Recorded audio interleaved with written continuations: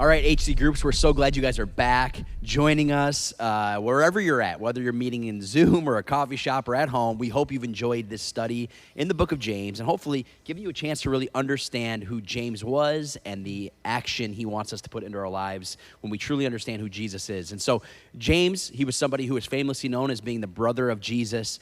And when you read in the book of James, I'm telling you, there's no way you can read this book and not be somewhat challenged, convicted, and also changed from the inside out. So we hope that you've really enjoyed this. I know for me, it's one of my favorite books of the Bible. I go back to it all the time. It's short. It's only 5 chapters. We're going to be covering actually just a couple verses here. I've got Chris Zarbaugh in the house. Everybody, wherever you're at, say hi to Chris. Just yell out loud wherever you're at. We got Chris May in the house. Woo, yeah. Get up for him. And then also last, but certainly not least, we got Chrissy Hicks. Woo. Yeah, Chrissy's here. That's so awesome. So we got Chris, Chrissy, and Chris. Let's go. Great Best little team crew. name ever. Best team name, yeah. What a crew. In fact, maybe fantasy football. You guys should join a little team Chris next crew. year. The Chris's. Yeah. The Chris's. I like it. I'm cool with that. All right, so today we're going to be reading in James chapter 5. This is actually the last few verses, actually, the last 2 verses in the entire book of James. Yeah. This is how James wants to kind of summarize or wrap up the book. And so I'm going to let Chris, would you mind reading for us today? Absolutely. James 5:19 to start says, "My dear brothers and sisters, if someone among you wanders away from the truth and is brought back, you can be sure that whoever brings the sinner back will save that person from death and bring about the forgiveness of many sins."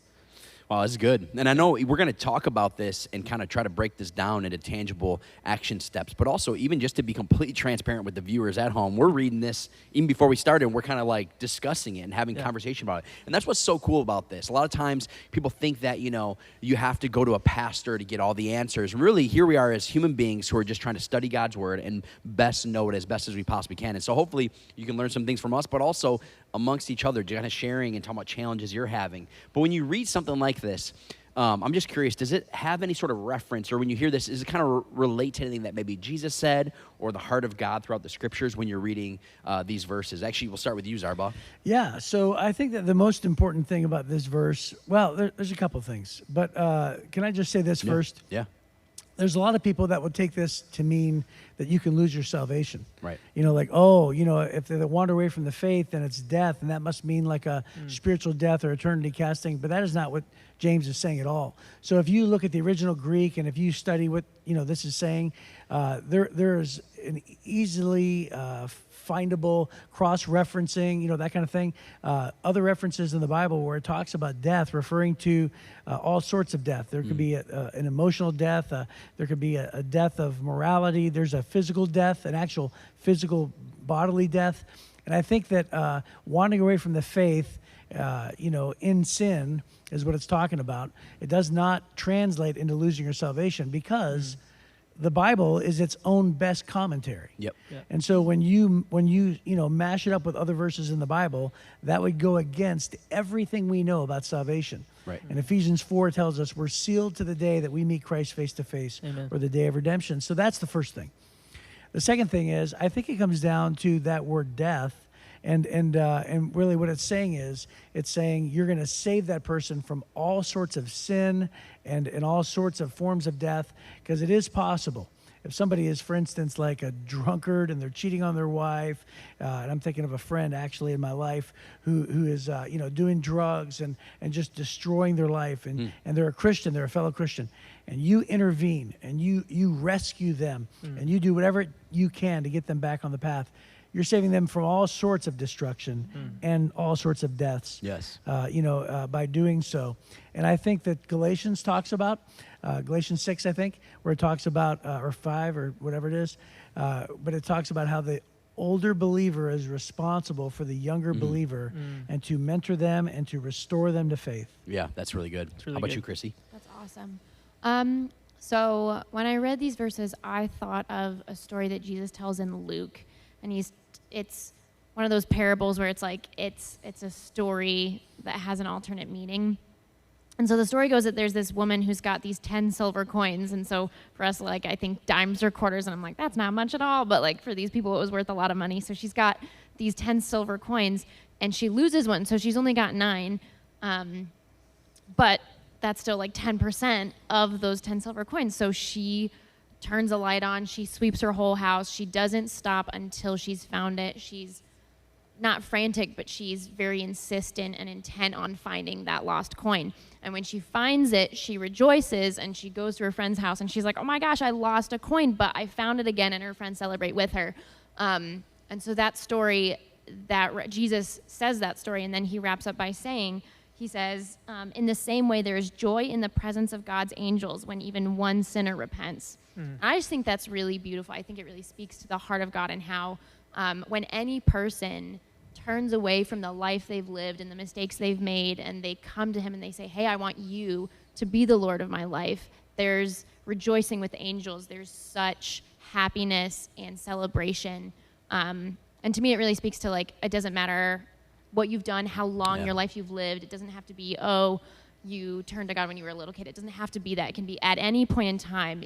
Any day can be your day to make that choice. And there will be a celebration in heaven when you do make that choice. And I think that's beautiful. That's good. And I agree. I think it is in the heart of God. When I read, James 5, what we just read here, what Chris just read here, I feel very much like this is the heart of God. He is somebody who is constantly in pursuit. Even he talks about Jesus being the good shepherd. He would leave the 99 healthy, safe sheep and go after that one lost sheep. That's the God we serve. And I think that's such a cool thing. It's a cool trait, and also a cool thing to know for anybody who's even watching, who's a parent out there, who maybe feels like there's nobody that cares or nobody understands the pain I'm going through when I have a lost child, or a child who's wandering, or a child who I haven't talked to, or a child who's maybe, like you said, a drug abuser, alcohol abuser, whatever it is. But at the end of the day, we serve a God who cares and loves our kids even more than we do. And that's really hard to remember, but it's really like realizing we have a God who actually loves our lost kids and our lost family members even more than we do, which is so powerful and so important. Yeah. I want to ask, have you guys ever intervened in a situation, maybe where you went and chatted with somebody, you had to have a sit down, whatever it may be, where you intervened with the hopes of maybe restoring and helping somebody, lead them away from, like you were saying, different types of deaths? Have you guys ever had that? Yeah, so being a past business owner, unfortunately, I had to do it one time, but it came involved with also having to fire the individual, right? Okay. Because it was definitely a character flaw that I had to work out, and didn't want a part of my team and infecting everybody else. And I could just remember having the conversation. It was a very difficult conversation because I loved this individual. He was an amazing person, and I didn't want to have to do it. But we both, I came to the conclusion that it was best for him to kind of go out, and hopefully he can repair for this. And looking back, it was probably one of the best things that ever happened to him, because now he's super successful, he's excelling, and he continues to do that. And I love the concept of being able to intervene, because it's not out of way like, hey, I'm condemning you, I'm going to hit you over the head, stop doing what you're doing. It's more so, hey, you have purpose, and God has a purpose for you, and I hate to see that you're not following that purpose from a brother out of love. That's good, and it's awesome to see that there has been a good, positive 100%. Outcome from that. That's great. It isn't always that way, it's not. But at least you made the bold decision to go do that. Anybody else have an instance in which they've went and tried to intervene with somebody? I would just say, when you're a pastor for over 30 years, especially when I was a student pastor, I would say I've stepped in and spoken in somebody's life and tried to bring them back and offer them course correction. I would say hundreds of times, and and a lot of the students, they're friends. You're their pastor, but also they're your friends. And I remember one couple in particular. I called them in and I challenged them on premarital sex, and I had heard some things from some parents and sat them down and just said, guys, this is not the way to go. And I'm telling you, one of the benefits of being in ministry for so long is I was able to, 5 or 6 years later, I was able to do their wedding, and they said that they committed to not, having sex with each other, and even years later, decades later, they say, man, that was one of the best things you've ever done for us, and we just thank God, blah blah blah. And it's because as long as you do it in the right way, that's what God calls us to do. Yeah. God calls us to help other believers. God calls us to, guide them, push them, nudge them, point them, encourage them in the right direction. Well, you said if you do it in the right way. Just real quick, what would you say? Because of the right way. What's the right way? Well, Jesus says, in everything you do in love. So he says, love one another, and by this, everyone will know you're my disciples. Yeah. So every single time that we're supposed to challenge somebody, it has to be in the context of relationship and love. That's good. So whenever we type in caps or whenever we spout out the truth, right, it's not going to be effective. Think about the person in New York who stands on a corner, Yep. and he's on a box, and he's got a sign that says the end is near, right? I mean, regardless of how true that may be, the effectiveness of that guy is almost zero. Yeah. Right? And it's like you have to do it in an effective way. Yeah. And that's the whole point of Jesus saying do it in love. Yeah, I always love, even that's like a wedding verse, but 1 Corinthians 13, it's talking about what love looks like. And it says, if I speak in the tongues of men and of angels, but don't have love, Yeah. I'm only a resounding gong or a clanging cymbal. And I just love that because you just think of a resounding gong or a clanging cymbal. So yeah, you can be able to say you can say the Yeah. right things, but in the wrong way, with the wrong motives too. Right. And that's Well- where I think that's the difference. Resounding gong and Yeah. clanging cymbal. Somebody once said it's like tripping into a drum set. Yeah. Right? Yeah. Yeah. Yeah, no one wants to hear that, right? Right, no. So I think that's the thing is you even mentioned like the youth thing. And I think even for me as a former youth pastor myself, so often, there's so many times I've gone and had to have these loving things, but it's because I have their best interest in mind. It's not about me. It's not about me being right. It's about really caring and loving that person. So sometimes you never get a thank you. You never get a pat on the back. Even your outcome, it being a positive outcome, that's Yeah. great. Yeah. But it doesn't always go that way. And sometimes it can be kind of challenging. But it's okay. It's doing the right thing. I'm curious, why would you say it's difficult to confront somebody in this way? Whether it's a family member, a friend, a loved one, why is it difficult for us? I think it's very difficult, and I just care a lot, and I have a lot of emotions. It's fine. I think people can get really defensive sometimes Yes. when they're being confronted.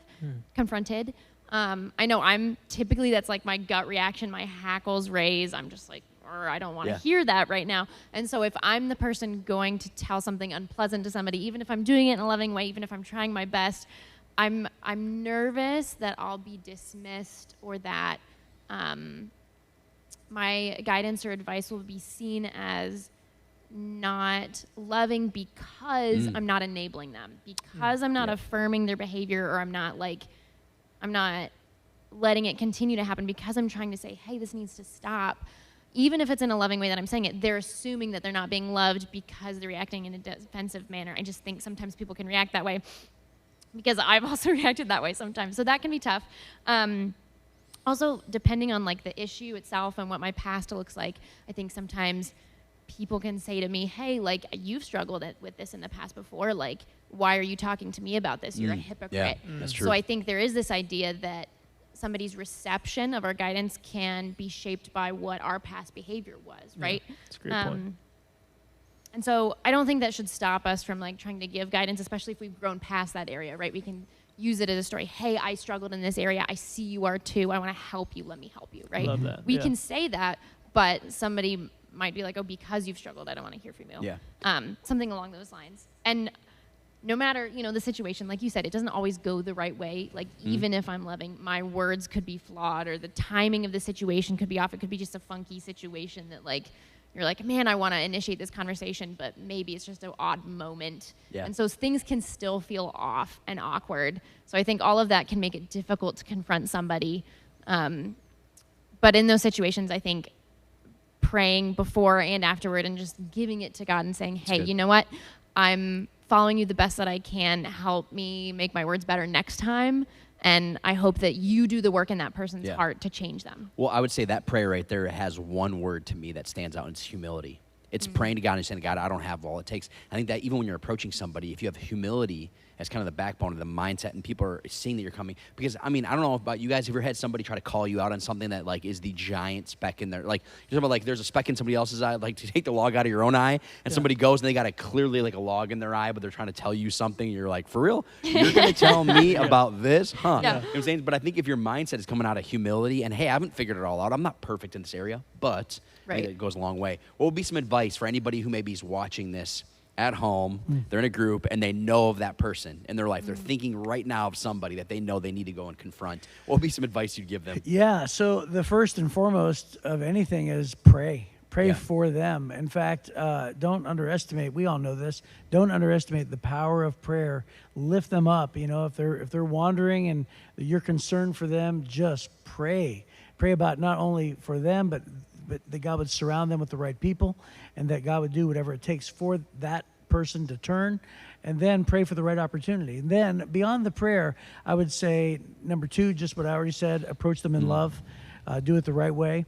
And then number 3, just I would say sort of what you said, Chrissy, which is like, don't be afraid just because you're not a perfect person. You don't have to be a perfect person to challenge somebody. Right. Because you can say, don't make the same mistakes I did. Or you can say, I'm not perfect in any way. However, I just love you and I know this about you. And I know what God says, that kind of thing. And then I would say, lastly, keep in mind that it's not your job to change them. It's your job to confront them. So I would say, as long as you do everything right and it's bathed in prayer and humility and love and your challenge, and it's a lot of people, that's really hard for people. A spiritual dynamic, when it doesn't exist, is hard to bring into a relationship. Yes. Right? Yeah. And all of a sudden it's like, I know this probably changes the dynamic of our relationship, but I'm going to challenge you spiritually. Like, that takes a lot of courage. Yeah. But once that's done, just know your job is done. Yeah. And if they don't change, that's not your job. But you know what your job is to still do? Pray. Yeah, pray and love them. That's great. I think too, I love the point of being able to step in, but also when you're doing it, being in the mindset that you also are willing to be challenged. Mm-hmm.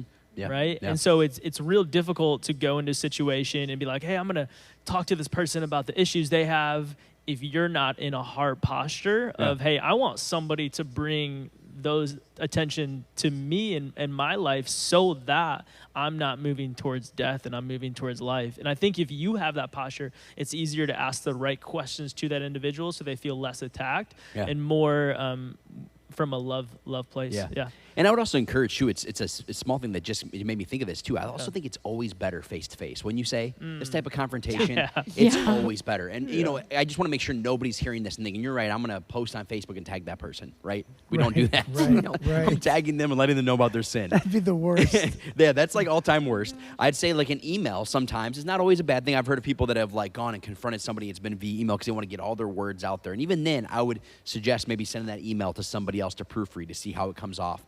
But wouldn't you agree that face-to-face is always the best way to confront? Well, go ahead. I was just going to say, I think that's so true. I think with family members, people that I've known for my entire life, I should be able to understand the intention by what they're saying. But sometimes a family member texts me and I'm like, I'm so mad right now because the words by themselves at face value, the way I interpret it, feels hurtful. But if we were on the phone even or face to face, I would see her tone, I would see her nonverbal communication. I'd be like, oh, she's not out to get me. This is just the I'm reading it wrong. And so I highly agree. Like I think in person or phone call if it's absolutely necessary. But phone calls are great, but I do think, and another thing too, I would encourage people as well, is if they're feeling like really hot about something, sleep on it a little bit, pray, you give it some time, because sometimes our anger boils up, and then when you see somebody, I know for me, whenever I've had these, like, you play over those scenarios, I'm gonna go talk to this person, here's how it's gonna go. You get in front of them, and all of a sudden, like, you're like, man. And there's something. It's so much more important because they see your tone. There's so much lost over text of the nonverbal communication. And there's some stat about that, right? I just looked it up right now. Like, literally, I typed it in. Get this: words are only what percentage of communication? Anybody want to guess? 10. 7. Really? I was just gonna say 93%. 93% is lost. Wow. Listen, I'll even go as far as to say, don't email.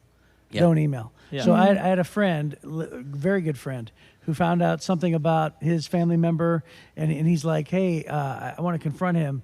And this guy lived in another state.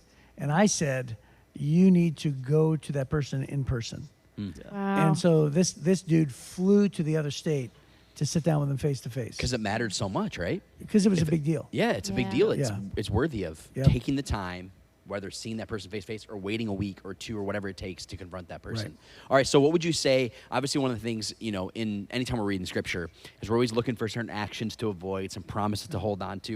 And I'm curious, what's a promise? If you could wrap this up, Chris May, if you could wrap this up, what's a promise that God gives anybody who's listening to this through these verses? Yeah, I think the number one is, though it may be uncomfortable, which it is, and we never want to have this conversation, with another individual, you could be the vessel for God to spiritually bring them back to him. And I think that's a massive promise in itself. And I think in my own life, so putting my own self on the radar a couple of years ago, this happened to me where a couple high-level leaders in the church brought something to my attention that maybe, I wouldn't say it was a sin, but it was something that was pulling me away from the purpose God had in my life.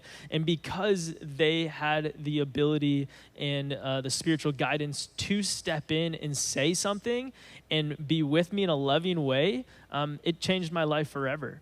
And so not only has it happened to me, but I pray that if something's on your heart, for those who are listening, that you can think of it from God would want them to know. And so I think it could change someone's life. That's really great. Well, thank you guys so much for sharing. Appreciate your guys' wisdom and insight. And for everybody watching here today, my prayer and my hope is that when you enter into those conversations, those challenging, difficult ones, that you hold on to these truths.